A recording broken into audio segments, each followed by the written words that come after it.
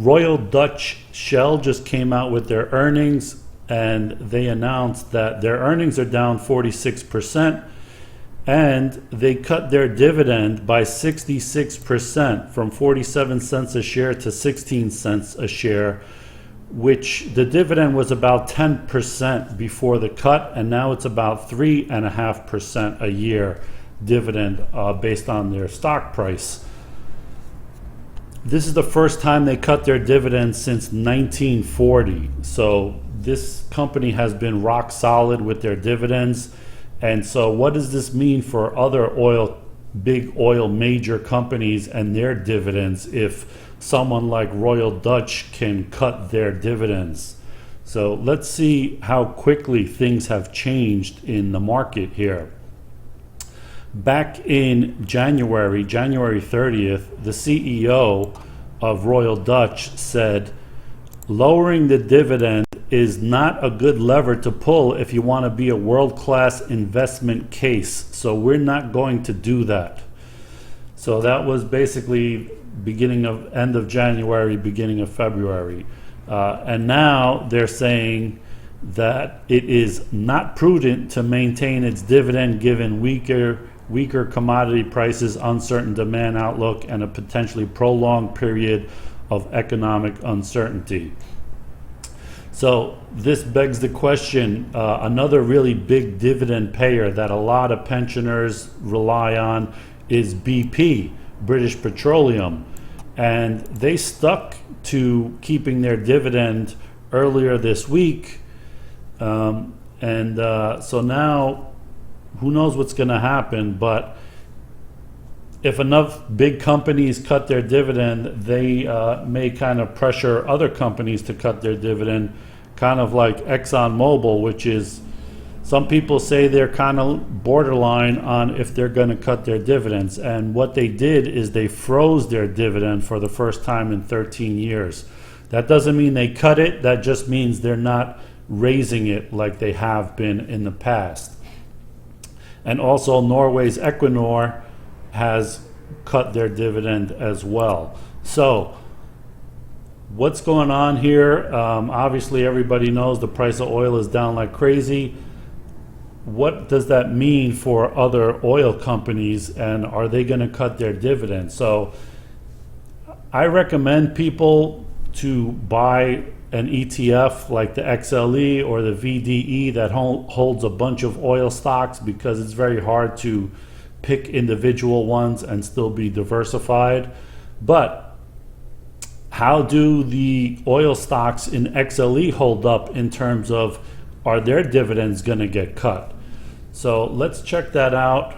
And first of all, I want to look at Royal Dutch Shell and their financials to see if you could have seen this coming. And I just signed up for this website, Simply Safe Dividends. I just have the 15-day trial. I'm not a subscriber, but I gotta say, this website is really awesome and really has some great information and can save you a lot of time. But it's not cheap. It's $400 a year, and if you are not making tens of thousands of dollars in dividends a year, it may not be worth it for you.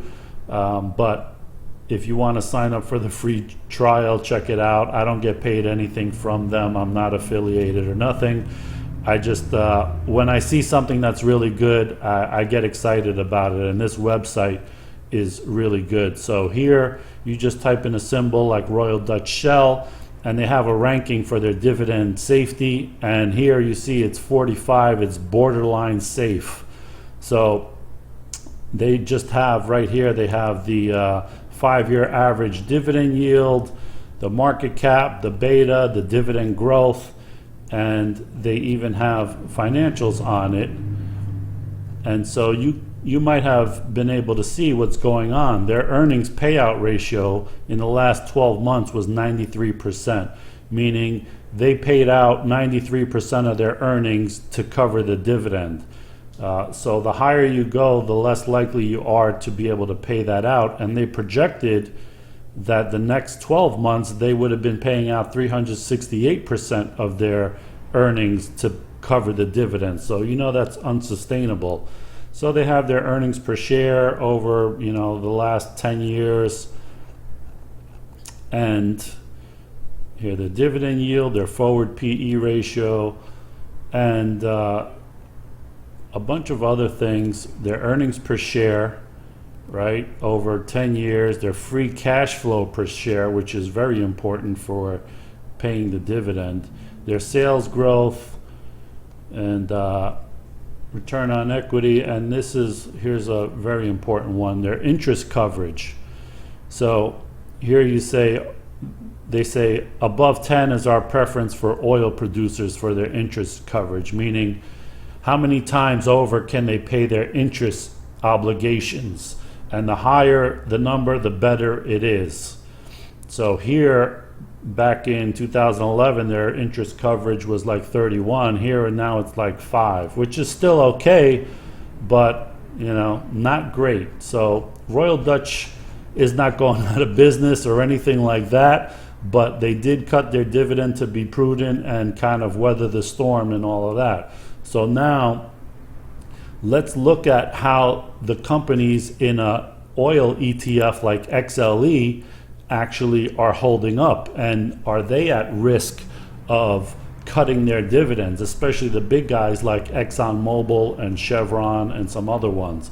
So here is kind of I put in all the XLE holdings into this portfolio and in the exact percentage that they're owned in the XLE.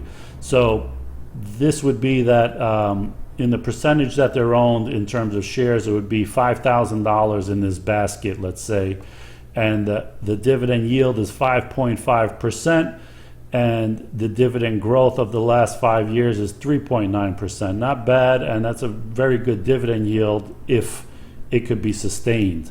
And so here their rankings for their dividend safety are saying that 2% may be unsafe, 40% is borderline, 56% is likely safe, and 1% is unrated.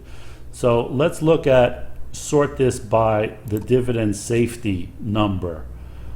And so you see here that 82 is the safest one, and that's EOG Resources, and they have a dividend yield of 3.16%.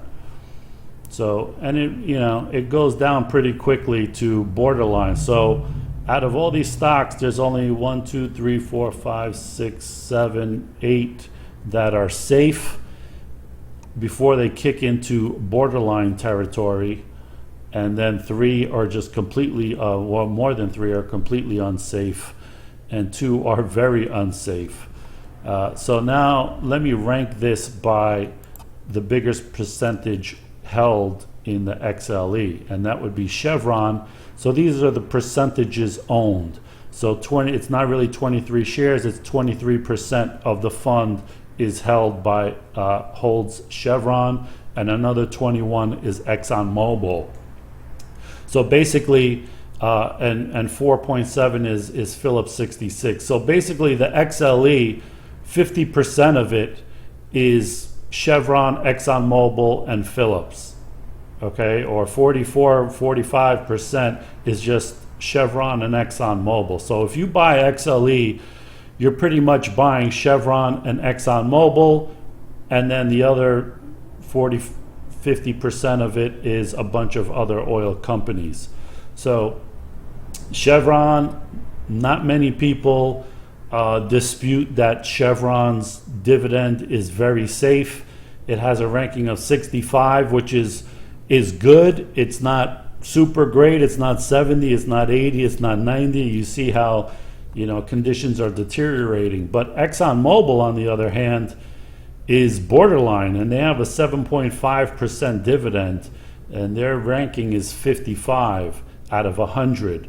So if anybody's going to cut their dividend, it'll more likely be Exxon Mobil than Chevron. So Phillips 66 has a 65, also pretty good, and it's 4.9% dividend. So you see how handy this website really is, to figure out this stuff and rank it and get notified when the rankings fall to a lower level where they become unsafe or they're at risk of the dividend being cut. Will take you tens of, maybe 100 hours to do that stuff. So if you are really serious about dividends and you make a lot of money in dividends per year, you definitely would want to consider this website. I don't know that, to me, to pay $400 is worth it for me yet, but who knows, maybe in the future, I don't know. But it's definitely good to check out this website. You can sign up for a free trial and check out some of the stocks you're thinking about to see how well their dividends are holding up. So let's take a look at Exxon Mobil and see how they compare, financially, how they're doing. So market cap 200 billion, right? And so earnings payout ratio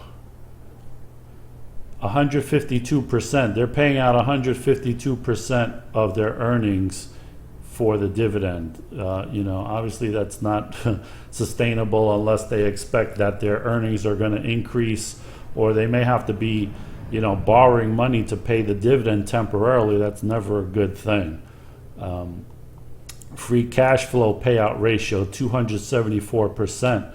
That's also not good. Earnings per share, $2. Next 12 months expected to be minus 54 cents. Also not good. And interest coverage 14 for the last 12 months. So they're not at risk of not paying their debt or anything like that, but they're not as in good a position as Chevron is. So what's the verdict on XLE and stocks like Exxon Mobil?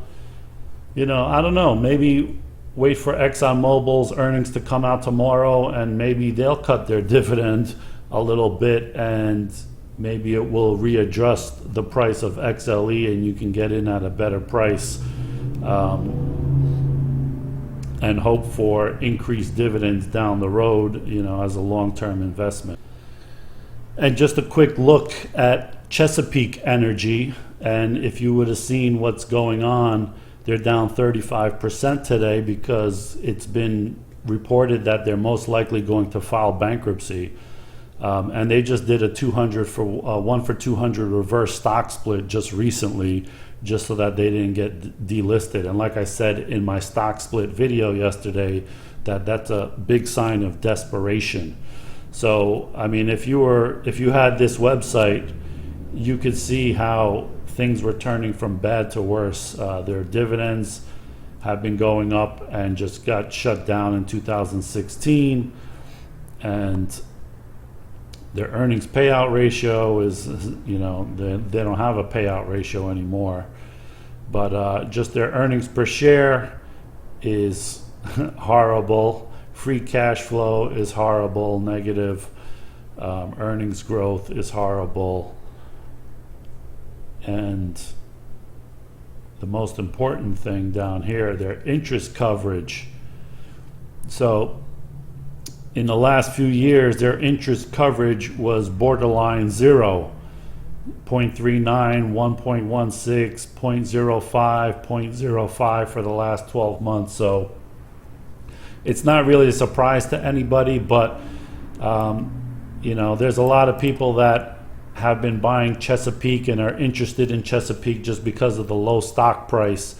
They think they're going to get a bargain, and maybe it's going to go up 100% or something like that, from 15 cents to 30 cents. But usually these things end badly and in bankruptcy. So that's my video on the dividend cut in Royal Dutch Shell and how other dividends are looking in the XLE ETF that holds a bunch of the biggest oil companies out there in the US.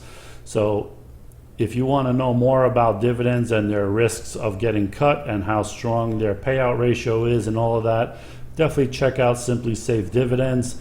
And if you like this video, please give me a thumbs up, leave a comment if you like this website and agree that it's a really big time saver, and let me know if you think the price is expensive or not, because personally I do. I think it's too expensive. If it was like $10 a month, maybe I would do it. I don't know.